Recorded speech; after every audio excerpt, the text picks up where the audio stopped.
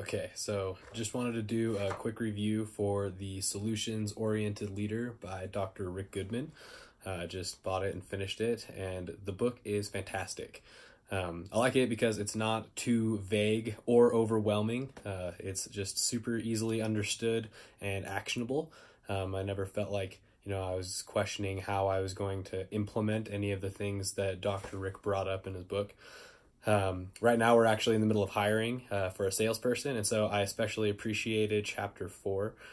We've always had an emphasis as a team for hiring based on culture and making sure that we're all a good culture fit.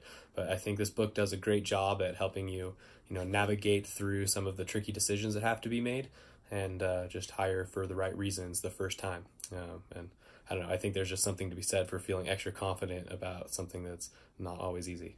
So anyways, the book is fantastic. I would recommend for anybody who is in a leadership type position and, just needs a little bit of guidance making it through some of the tricky decisions that we have to make on a day-to-day. So yeah, thank you, Dr. Rick.